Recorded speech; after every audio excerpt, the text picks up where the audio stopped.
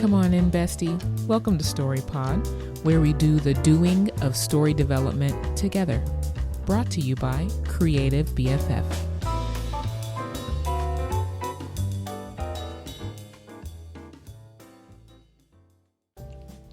Hello, and welcome to this first video edition of the StoryPod podcast. This is going to be a little bit weird because, we're looking at each other dead in the eyes. All right. So please forgive me. I'm probably going to be a little weird, a little kooky profesh. All right. Now, this is the first video podcast, but this is not the first episode of the podcast that I've ever done. So I'm just going to just to get comfy, I'm just going to start the way I normally do, which is to say hello and welcome to the StoryPod podcast. My name is Ashley, and you're my bestie. Thank you for joining me. This podcast, and I'm going to say this because since we're here on video, this podcast is brought to you by Creative BFF, which is probably going to be the name of my YouTube channel once Miss Google allows me to actually have my YouTube channel. Miss Google Workspace, she's making me wait for 30 days. But if you're seeing this, then we have passed that time period. So what we're doing today for the first video/audio podcast is we're going to do one of my favorite things, which is to answer a question. Now, because you and I have not found each other yet, come find me. But since we haven't found each other yet, I have been going to Reddit to get people's story questions, and that's how I've been answering questions. But I would really, really love to answer your question. So if you have one, as I already mentioned, please feel free to reach out. Did I tell you where to go? Just in case I didn't, ash@creativebff.com is my email, or you can go to creativebff.com and send me a message through my contact. Please make sure to mention that it's a story question so I don't delete your email, because we get all these spam emails, girl. All right. So also, side note to the side note, okay, I'm going to be looking around. I'm a looky-loo. My eyes float. They bounce around. Okay, so please forgive me if I don't look directly at you in your cute little face. Okay, please believe me, I'm not trying to be rude. I think you're handsome and gorgeous and wonderful, but I have to bounce my eyes. So with that out of the way, let's go ahead and let's read this question, which I have on a screen right in front of me. So forgive me as I avert my eyes. So the question is, how to make an immortal regenerative being happy. It is from the Reddit subreddit r/character forge, and the author is Emotional Memory C418. And they write, so in this collaborative world building project me and my friends do, one of the main characters died, but he was immortal. This character had seen everything from the beginning of the universe until his death. He had countless relationships and seen countless wars, but his family would always inevitably die no matter what he did.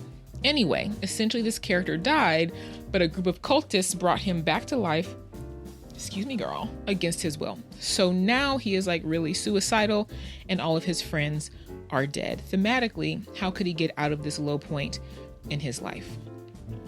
Now, if we were doing just an audio at this point, I would stop the recording so that I could think, but listen, you're getting it raw, okay?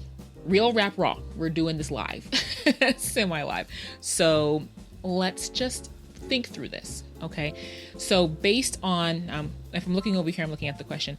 Based on what you're setting up for this character, the source of, or at least one of the sources of his low point, his depression, his suicidal tendencies. Since I'm on YouTube, am I allowed to say that? I don't know. I think it's so dumb that we can't use words. But anyway, with that being said, I think then that if we're trying to pull him out of this depressive state, now, of course, listen, this is a sensitive subject. There's all kinds of psychology. I don't even want to necessarily say, let me pull all the way back and not call it a depressive state, because the author didn't use that term. We can assume probably, but didn't use that phrase to describe this character. And I don't want to necessarily tread on anybody's toes or anything like that. And I don't want to necessarily go into detail about something that I don't have maybe the breadth of knowledge that someone would have. So research would be good to do here at this point. But I'm going to narrow it down so that this video doesn't become like an hour long, because girl, your girl can talk. Okay, she can talk. But so that we don't have an hour long video here, I'm going to narrow it down to probably one main thing that you can do that would be, I think, probably the key and the core of bringing this character out of this low point in his life, and that's going to be relationship.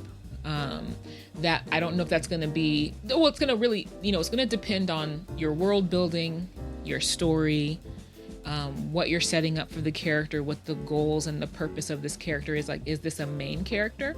Is this a side character? There's a lot of variables that I don't have access to in terms of what you're doing with your story. But I believe, listen, like an hour ago, I watched a video that happened to mention that one of the key sources of happiness for people is found in relationship, positive relationships, family, that kind of thing. Now, fact check me. Okay, fact check me. Do your research. Okay, I'm coming off the top of the dome. We're coming off the top of the Chrome Dome here. So, of course, there's going to be more work that would need to be done to really make this a really genuine, authentic. Every time I say genuine, I'm really trying to say the word authentic. A really authentic reaction is not the word I'm looking for, but we'll just go with that to make it authentic. We'll just end the sentence there. So do your research, of course, but I think that it's going to be found in bringing some relationships back. Now, of course, this is going to depend. We're going to start brainstorming a little bit here and there. So, for example, if you want to have a romance, now listen, I'm partial to romance.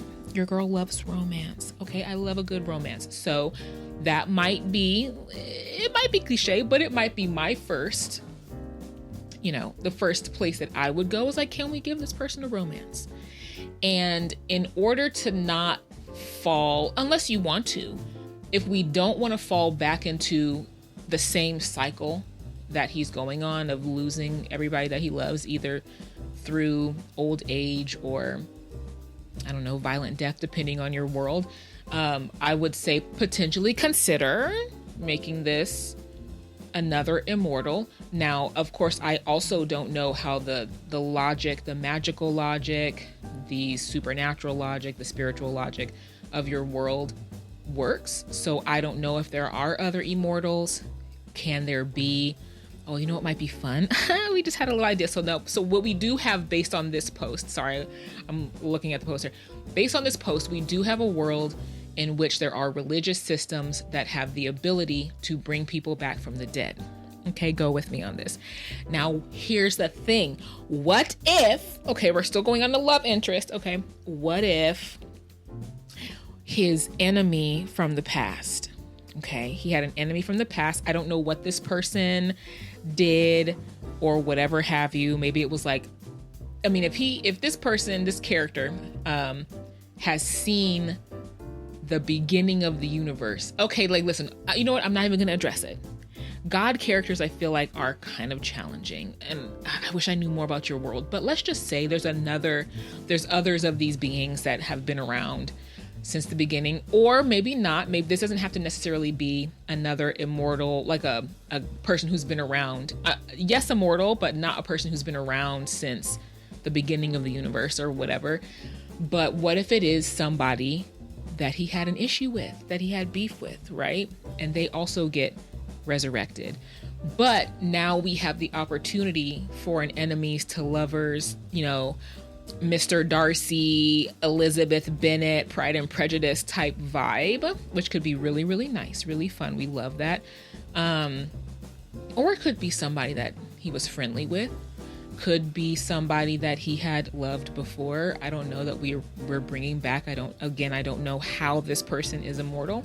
how this character rather is immortal, and can that immortality be conferred? Is that the correct word?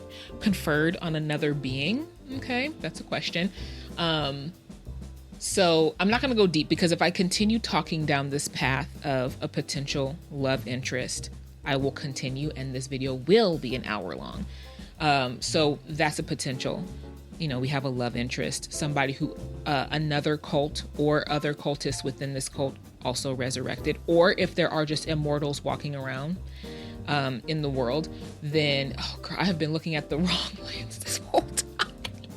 Looking at the wrong lens this whole time. So if my eyes were slightly askew, please forgive me. Okay, we're besties. As I said, don't judge me. Okay, I hope I'm looking at you in your eyes now. But bringing it back. So let's say potential love interest. What was I saying before? Other people who have been resurrected, or if there are other immortals walking around the world, or if there are other people who have the ability to extend their lives, just in general through whatever means, or if there are people who have the ability to remove immortality, and that could be a really nice, this just came to me. It just came to me. That could be really nice too, where if there is a love interest character, or, you know, or not, doesn't have to be love interest. If there's a way for this character to lose their immortality, that could be really interesting, a very interesting option. I'm just going to put that right there. I'll put that on the shelf. The potential combination of love interest, potentially immortal in one way or another, or the potential of him losing his immortality, thereby giving his life meaning, giving relationships meaning. At that point, like perhaps there was something going on in the resurrection process that stripped him of that, and so he's like, okay, you know, I don't know if the character has any additional powers, abilities. As I mentioned, I don't know the goal of the world. I don't know what the story is that you're telling, so it may or may not work for this particular character and for your story. But that could be very interesting to see, okay, now what is he going to do not being immortal? How is he going to live his life now that his life actually matters and there's a time limit on it? Like, how did he die? Hold on, let me look back over here. So he did die. You know, that there could be something in that as well. The way that he died, maybe that was that, you know, that, whatchamacallit? What did I call it? That kind of enemy that becomes the love interest. Okay, so there's that. It could be a dog, other types of relationship. He gets a dog, an animal that follows him around, or maybe not a dog, but some other kind of animal, a cat or something like that, that begins to soften him and begins to bring him back. Because that's like a thing, right? Where people who are dealing with tough emotional times find a lot of comfort and solace and love in a pet of some sort. So that could be one of the solutions, one of the ways that he starts coming out of that funk. You know, friendships. Does he make friends among the cultists, or do the cultists just have, you know, their own ends in mind? Like, did they resurrect him for some purpose of their own, and they don't really necessarily see him as a person that has his own will and whatever? They just expect that, okay, this is just going to be a force to do what we want to do. So that's also another question that I don't have the answer to. Is like, okay, well, why did they resurrect him? You know, what was their purpose? And there could be a lot of interesting stuff going on there. Perhaps one of the cultists, you know, becomes a close friend, and there's a really nice opportunity for, like, you know, buddy cop type of vibe. You know, this person kind of trying to like, what is the word? What are the words that I'm trying to say? Trying to get him used to this world that he's been resurrected into. That could, there is the possibility for a lot of fun things there. And then also just seeing the difference between the last world that he lived in. I don't know how long it's been since he has been alive, so there could be a drastic difference from the life he was living before versus the world that he's resurrected into now. Is the world that he's resurrected into now a lot more comfortable, a lot nicer, have a lot of the problems that were happening at the time when he was alive before been solved? And so in general, the world is not as, stressful, janky, heartbreaking, and there's a lot of opportunity for some really nice soul searching, coming to terms with things from his past, depending on whatever happened, reflecting on the relationships that he had and kind of healing from that pain of losing all of those people, everybody that he's loved. And perhaps it was through a betrayal as well.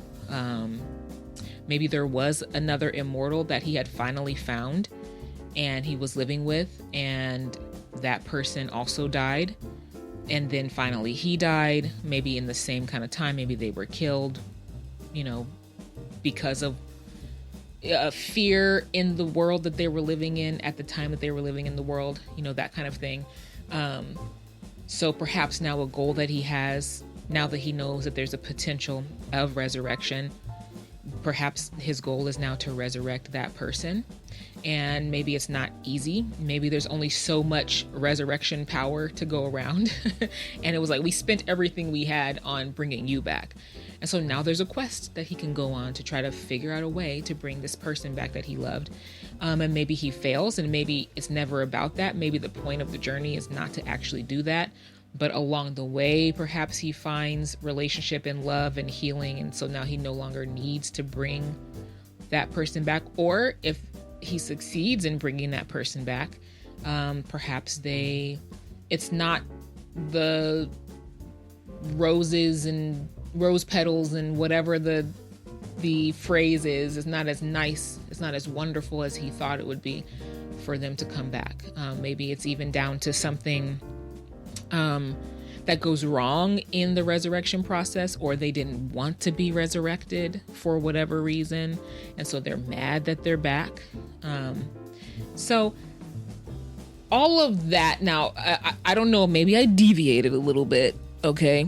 But the core of my answer will be the first place that I would look to try to find a way, okay, and I'm reading the question, to try to find a way to bring him out of the low point in his life. Of course, there's going to be elements that depend on what you're setting up for your story, for the character, the other characters, the world that you're building. All of these things are going to inform the way that you bring him out of it. But I think that the audience will be able to relate to, because, it's part of the human condition that we, in general, okay, this is not a blanket statement. I guess I can't say like everybody, but in general, most people want good relationship. Good, positive, happy, loving relationships bring joy in life. And we're kind of made to be that way, right? So community, friendship, love, caring about someone other than yourself, all of these things really markedly, I was going to say exponentially, but I don't know if that's accurate, but really do increase happiness for human beings. Now, if this is not a human, then maybe it's going to be something else, okay? Maybe his culture has a different way that they quantify happiness, but for us, and the audience would recognize that giving him wonderful relationships in whatever form they are, whether it's romantic, friendship, a pet, a friends to lovers and enemies to lovers type of vibe, which again is romance, perhaps a parent-child relationship. Maybe he unintentionally or whatever, in some kind of way, shape, or form, now has to care for a child or a young person. And it's maybe not, these are stories that we've kind of seen, but we see them because they resonate, right? Point blank period. You know what I'm saying? We see them often and over again, and we still watch them, we still enjoy them, we still read them because they resonate.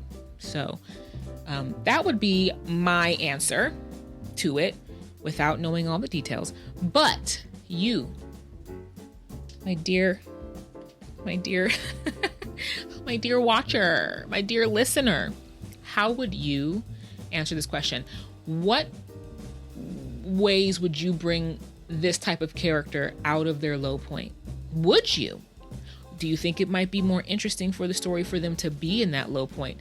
Would it depend on where we're taking the character? If we're making this character a villain, then we may need this character to stay in their low point. But if they're the hero, then yeah, we maybe want to bring them out, bring hope back, all that good stuff. But what do you think? Leave it in the comments below. How would you solve this problem? What are some other ways that perhaps are not quite as cliche, quite as seen and done, that you would bring this character to a higher point in their life? Let me know. I'm interested. Let's be like chill in the comments, because we're all friends here. Okay. You don't have to agree with me, but let me know why. Give me some other options. I'm still out here trying to learn too. All right. We're all trying to be better storytellers. So thank you again for joining me. As I said before, please let me know if you have any questions you would like me to answer on the podcast. And listen, have a wonderful day. Okay, listen, have a wonderful day. We love you. We meaning me, myself, and I. We all love you. Have a great day. Bye.